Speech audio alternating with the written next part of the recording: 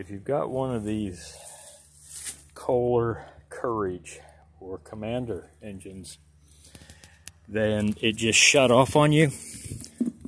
If you look on the side and you see this little box here, that's what's went wrong. Kohler had a lot of trouble with these going bad. And you can spend $150, $200 for their conversion kit, or you can just buy 2 coils for the 18 horse version of this, and they will bolt right on. You just change your wiring a little bit. This is your kill tab right here.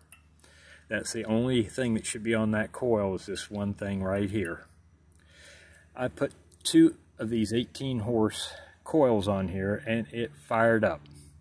This mower has been sitting for 2 years because of this problem. We were mowing with it and it just shut off. Would not start.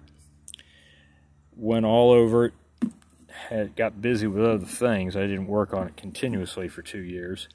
But I come to find out that Kohler had a huge problem with these ignition systems. What it was supposed to do was advance the timing. Now you'll find this on Cub Cadets. You'll also find them on Craftsman.